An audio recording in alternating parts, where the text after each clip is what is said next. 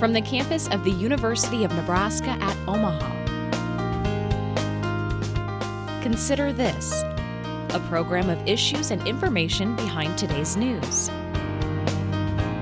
Across the United States, high hopes for a normal college school year are being dashed within days of opening. At some schools, the virus positivity rates are reaching dangerous levels, 29% at Iowa State. Any COVID-19 vaccine produced and approved in the U.S. will be absolutely free. There could be as many as 800 million vaccine doses available by mid-next year. Word overnight that President Trump and his wife Melania have contracted COVID-19. We all have the power to slow this down. But if people do not change the way we are currently behaving, we are not going to have capacity. And the assumption that if you get sick, that we're going to have a hospital bed for you is a false assumption. Hi, everyone. I'm Kathy Wyatt. Welcome to this week's edition of Consider This, brought to you from my home in compliance with UNO's COVID-19 guidelines. Our topic, COVID-19, a progress report. Joining us to talk more about it is Dr. Jeffrey Gold. Dr. Gold is the Chancellor of UNO and UNMC. Dr. Gold, thank you so much for taking the time to visit with us today, and welcome. Thank you. It's a great pleasure to join you again. You bet. Hey, I want to start with the news conference on October 5th. Doctors from Nebraska Medicine predicting a potential perfect storm. What is the basis for that prediction? Well, while I was not part of that news conference, Kathy, I'm pretty sure what they're referring to is a combination of factors that are coming together in time. And that would be everything from the current transmission rates of COVID, the amount of hospitalization across the state and in our own community here, the fact that we're about to enter into flu season, and of course the change in the temperature is very important because people are going to be much less outdoors, much more enclosed indoor areas where there's going to be less full ventilation, windows will be closed and things of that nature, which all adds up to increased spread of the virus at a time that we're back in the spring when we first chatted and early on in the pandemic, we were dealing with 50% hospital occupancies across the state and in the Omaha metro. And now we're dealing with 80, 85, 90% hospital occupancies. So while there is still significant capacity, it is somewhat more limited than it was in the spring. We'll take some time to adjust if necessary. And yet back to school, fall sports to the extent that they're possible, flu season, indoors, shaken and not stirred, and you end up with a potential perfect storm. Yeah, and as a result, those same professionals issued a statement to the community urging people to do what they've really been asking us to do since the beginning of this pandemic. Could you briefly walk us through those safety guidelines, Dr. Gold?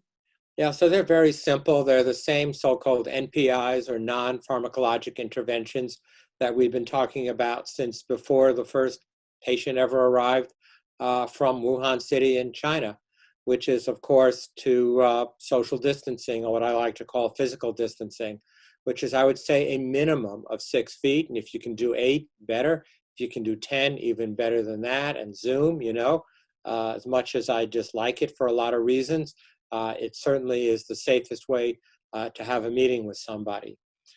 Facial protection, masks need to be firmly placed across your nose and mouth, cloth, paper, if possible, an N95 respirator, but some way of protecting you and protecting others from micro droplets that are frequently in your breath if you happen to be infected or exposed to somebody. If you're ill, stay home. If you're caring for somebody that's ill, stay home. If you've been exposed to somebody that's ill, when you become aware through contact tracing, stay home and get tested.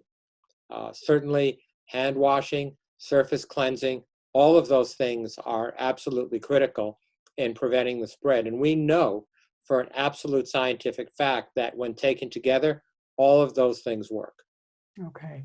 Those same professionals hammering home that this is not a political issue, which is tough to process really when the President of the United States on a regular basis downplays the seriousness of COVID-19. Dr. Gold, what did you think when Donald Trump was actually tested positive for the virus?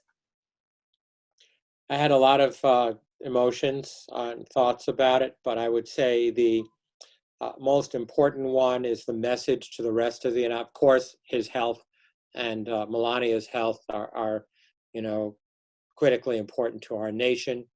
Individuals in major leadership roles that he likely was in contact with during the time that he was spreading virus and not aware of that, which everybody who gets COVID-19 is during the preclinical phase of it, the pre-symptomatic phase of it. So there are potentially other leaders of our government that could have been exposed.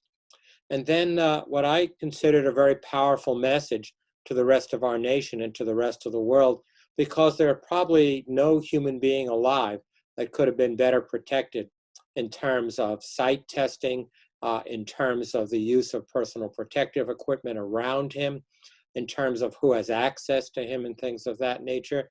And yet, in spite of all those precautions, all of that care, the president of our great nation ends up having COVID, and more than that, ends up hospitalized at Walter Reed.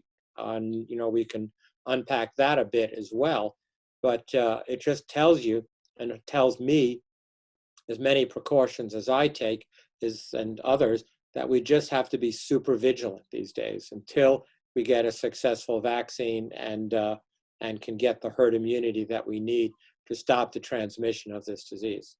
How will his experience, do you think, change the way that the country overall deals with the virus? I do believe it's a wake-up call, even for the people that are seeing this through both a political and a health-related lens. I also think there's a number of people, a good number of people, particularly in rural communities, that don't see it through either a health lens or a political lens. They see it through, I'm just tired of this. You know, I want to go to church. I want to be with my friends. You know, I want to be with some good buddies and watch Husker football. And it's not like this has been going on for 10 days or 2 weeks. You know, we're in, more than half a year of this now. And, not all of our kids are back to school. Not all of our churches have been reopened. Certainly, there's still de-densified restaurants and meeting places, clubs, and other things, artistic performances, all of those things that are so fundamental to the foundation of our lives, and my life as well, have been just totally turned upside down. I mean, the amount of travel that I've been able to do in the last 6 months has gone essentially to zero. And, I've traveled for business and for pleasure for a very, very long time in my life.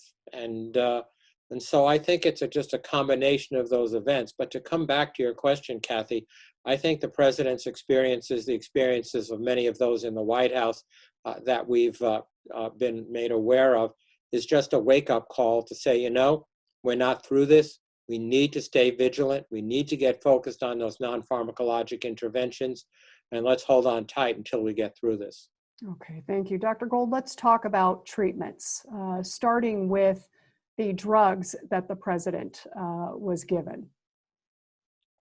So he was given several drugs, but I think the ones that are probably most important are remdesivir, dexamethasone, and the Regeneron monoclonal antibody cocktail, as it is referred to. And let's talk about each of those briefly for a minute. Remdesivir is a drug that we know well. The University of Nebraska Medical Center was one of the leaders in the clinical trials. It's a Gilead product. It was originally developed for HIV. It was tested for Ebola. And then we were very involved with the clinical trials as it related to COVID. And indeed, this was I believe, 65 or 67 institution trial covering many different countries, thousands and thousands of patients. And it statistically was shown to shorten hospitalization by almost half in critically ill patients with COVID, and although not statistically significant, had a very obvious trend towards better survival. Let's face it, anything that shortens hospitalization and doesn't end up in mortality is going to positively, favorably impact survival. It does have emergency use authorization by the Food and Drug Administration and has been a very important part of clinical care across the country and around the world. The next drug that was mentioned was dexamethasone. Dexamethasone is a long-time available steroid. It falls into the category of drugs called corticosteroids. And it's a double-edged sword because what it is used for in particularly severe cases of COVID-19 is to blunt the overzealous effects of the immune system on responding to the virus and to the body's innate responses to the virus. It is typically not used in early stage disease because it blunts the immune system. What we want the body to do is to build antibodies and to remember what every single COVID virus particle looks like. So next time you see it or the next time it's introduced in the body, our antibodies and our white cells attack it and obliterate the virus. And so we don't want to do anything to blunt that effect. But as that goes on and as the viral counts start to fall, in some individuals, that immune response becomes very robust. And the immune response itself can be damaging to the heart, to the brain, to the lungs, to the liver, etc., particularly in some of the viral pneumonia cases, which we've seen as almost the common cause of death in patients. And so therefore, dexamethasone has been shown to be effective in that role. And then finally, there's the Regeneron monoclonal antibody. That is a clinical trial that is actively ongoing. The only real experience, at least to my ability to read through the literature, is in about 275 patients where it has been shown to reduce viral counts. So these are antibodies that are made to mimic human antibody response that are then injected. It's an intravenous injection, as is remdesivir, by the way, to cause the body to develop what I would call a passive immunity. And what I mean by that is while you're building your own antibodies, which take a period of time, the idea is that these antibodies, artificially made antibodies, can be used to reduce viral counts, which they've been shown to experimentally. The drug was delivered in what's called a compassionate use format, which means because it's not an FDA-approved drug and it's actively involved in a clinical trial, the physicians caring for the president needed to approach the Food and Drug Administration and the company who manufactures it, which in this case is Regeneron, which is a highly regarded pharmaceutical company in the United States, and said, would you release the drug on a compassionate use basis, meaning not in a clinical trial? Because if it was in a clinical trial, there'd probably be an equal chance that an individual would receive the drug or receive the placebo. In this particular instance, I believe the president did receive the drug as not part of a clinical trial. And so, indeed, I get asked all the time, what's the scientific evidence for combining steroids, monoclonal antibodies, and antivirals such as remdesivir? And the answer to the question is very little to any. There's no reason to think that they won't be synergistic because they all work through different mechanisms, but the safety of combining them is frankly unknown. Okay. What other drugs, if any, are worth a mention as long as we're talking about treatments, Dr. Well, so the Lilly company is also developing a monoclonal antibody, which is actively in clinical testing right now, and they're all different. There are dozens of drugs that are currently under development, as there are, literally hundreds of vaccines as well that are under development, a relatively small number in phase 3 clinical trials right now. But last time I checked, there are about 170 different vaccine so-called constructs that were either in the laboratory or in phase 1, phase 2, or phase 3 trials. I think if I recall, as of last night, there were 43 in phase 1 or phase 2 preliminary safety trials. and there were 9 that were in phase 3, which is the efficacy trials. And we're pretty aware of the different players in that, everything from AstraZeneca to Pfizer to J&J, Moderna, et cetera. All right. And while no one has a crystal ball, just based on what you know, how do you see the availability / delivery of a vaccine playing out in real time? Well, so that is the critical question. It's not just whether the clinical trial can be completed, because I have every reason to believe there'll be preliminary data, at least on some of these clinical trials, within weeks to months, because these companies are collecting real-time data. They all have what's called patient data safety boards or Delphi panels that are looking at the data real time. You saw an example of that with the AstraZeneca product, where the trial was halted recently due to a side effect that was untoward and quite severe. The trial was reestablished in Europe, but actually not reestablished yet in the United States. But in terms of completion of the trial, from a safety efficacy perspective, I think there'll be preliminary data, certainly by the end of the calendar year. But scalability of manufacturing, shipping, distribution, and then getting people to line up, roll up their sleeves, and get immunized is a whole different story. And so you're dealing with a combination of manufacturing and logistics, supply chain management, as our business friends would call it.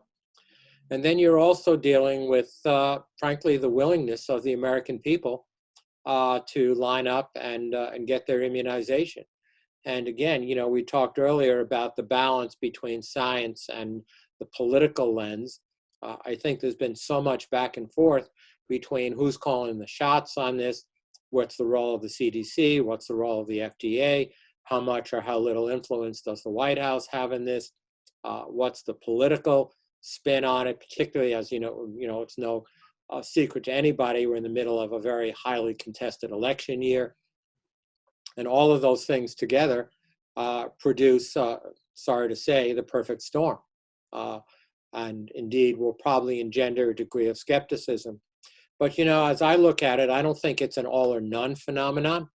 I think that the individuals in our communities that are particularly high risk, those that are older, those that have heart disease or diabetes or are being treated for cancer, they're going to sign up, because the risk-benefit ratio of being immune to this disease is far in their favor compared to getting hospitalized or being put in critical care as a result of COVID. Younger, healthier people, I'm going to guess some of them will wait a little bit longer to see what happens with the early stages. At the end of the day, people are going to do what we do with vaccines and medical treatments all the time. You're going to pick up the phone, or you're going to have a Zoom conference, or you're going to call up your healthcare professional, people you trust, and you're going to ask the question, listen, if you were me, or you were my mom or my dad, what would you advise? And what would you do? Because my guess is there'll be more than one vaccine available. They'll be subtly different. They hopefully will all have passed the safety and efficacy tests, but some may be better for older individuals, some for younger individuals, some may be better for people with cancer, some may be better for people on other medications, some may be better for children. Remains to be seen, just like there are, many, many different flu vaccines. Maybe the American population doesn't know that, but there are tetravalent vaccines, there are trivalent vaccines, there are attenuated live virus vaccines, vaccines for children, vaccines for older individuals. Some are 2 shots, some are 1 shot, some are inhaled, and they're all different. And I think we're going to see that same spectrum with the COVID vaccines as well. Okay, let's change gears and talk about the hot spots right now, maybe places to be avoided or to proceed with extra caution. What would you say those are right now, Dr. Gold, in the country, the hot spots? Well, certainly what we've seen is a major shift from the coastal large cities to the smaller towns in rural America. The statistic that I think is most telling is if you look at the top 10 states for the rate of growth right now, almost all of them have large rural communities. North Dakota, South Dakota, Mississippi, Kansas, Nebraska, Iowa. As we're having this conversation today, I believe Nebraska's number 7th in the rate of transmission of COVID in the United States. So the average rate in the United States is about 125 new cases confirmed per day per million population. Nebraska is ticking along between 250 and 300 right now. We have parts of the state that are over 400. And indeed, mostly in our rural communities. And that has had a toll not only on transmission, but frankly on hospitalization use. And we've seen dramatic increases in the number of hospital beds and ICU beds that are being used across the state. And when you do the contact tracing of what's going on, it's a combination of weddings and other social events and group gatherings, local pub and spas, clubs, things of that nature, weekend events. We did see a big uptick in the university communities across the country. A recent survey done demonstrated about 145,000 confirmed college students in the first month of the semester over about 1,500 university campuses. So that's about 1,000 per campus on average. But there are some campuses that have 2,000, 3,000 confirmed cases, mostly in residential communities, think dormitories, res halls, Greek life, etc. And so those are unquestionably hotspots as well. And while those young women and young men may be minimally symptomatic, when they go see mom and dad or grandma and grandpa, that's when you start to see these changes in trends of infection, which is sort of passed from generation to generation. Okay. If you look at what's going on in Wisconsin right now, for instance, they are bright red on all of the transmission maps in the United States, but so are significant parts of rural Nebraska and Iowa and North and South Dakota. We saw a pretty big uptick after the Sturgis bike rally, which has sort of calmed down, but those people actually went back to 7 or 8 states, which then spread virus back to those parts of the country as well. So, this is a nasty virus. It is quite communicable and fortunately preventable, but you have to do the things that we talked about earlier. Okay, in the minutes we have remaining, let's talk a little bit about UNO. How's it going there on campus and what's been the response? Well, I would say the response has been spectacularly good thus far. I knock on wood every day. We publish the results. We know about every transmission, every contact tracing, etc. And, for a student body of over 16,000 students, we've had just over 100 confirmed cases since the beginning of the semester. I would say 3/4 in students and 1/4 in faculty and staff. Interestingly, though, about 90% of those cases are community acquired. That is to say, when you trace these individuals, and we trace every one of them, it's not classroom, it's not res hall, it's not our food service environments at all. It's not our athletic programs. It is nothing other than what's happening in the community. And given the amount of spread we're currently have in the community at well over 250 cases per million per day, test positivity rates in the 12 to 14%, that's not unexpected. And so we're going to need to continue to monitor it. We are doing routine asymptomatic testing in our res halls, and I'm really proud that our students and staff participate in that through Test Nebraska, and that's been pretty darn negative. And we did test all of our student athletes according to NCAA protocols. And this is very interesting. We brought back over 300 student athletes to campus in the beginning of the semester, and 16 of them completely asymptomatic, no exposure to anybody, tested positive. And of course, they were immediately put into quarantine until they went through their 14-day period of contagion. But it just makes the point that particularly in young individuals, the asymptomatic carrier state is real. And we're hoping that point of care testing will reduce the need for these nasal swabs and continue to make it easier to test and again, make it safer and safer. But overall, as I walk through the campus, everybody's wearing a mask. Classrooms and meeting spaces deeply de-densified, high dependence on Zoom and other technology, and indeed the behaviors in our res halls, food services, etc. I'm just greatly proud of the UNO community. Well, and that's a big tribute to you, Dr. Gold, and your strong leadership there. 30 Well, I seconds. actually attribute it more to the vice chancellors, the deans, the resident advisors, etc. I attribute it to our student government. Jabin Moore is just a fabulous leader, and he knows how to inspire students. And indeed, the message is pretty clear. This is about protecting each other, protecting the learning environment, protecting our parents and grandparents. At the end of the day, I don't think we have a single student that would want to know that they were the reason their parent or grandparent got hospitalized.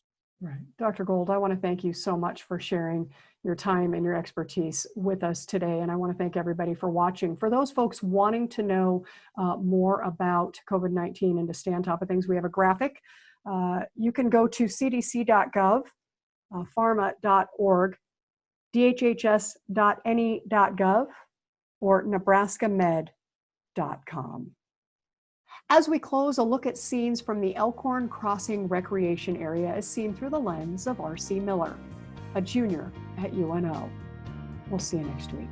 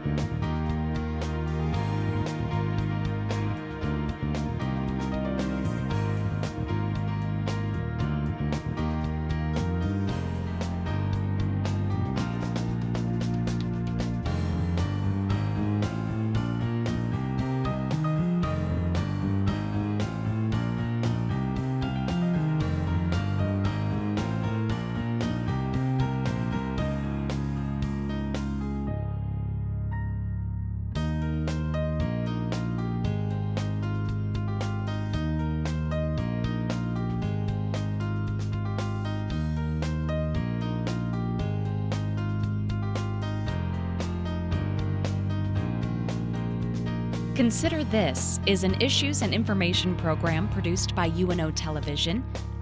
More information and program archives can be found at netnebraska.org/considerthis.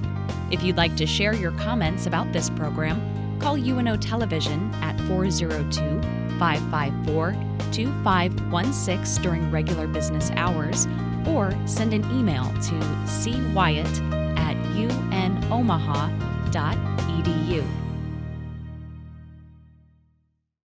There's a unique educational experience right here in Omaha.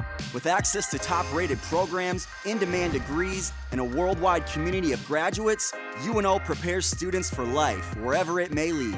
From Omaha to Italy to Uganda to Japan, Mavericks are working in communities around the globe. So where will a degree from UNO take you? UNO, access to exceptional, access to the world. Learn more at unomaha.edu.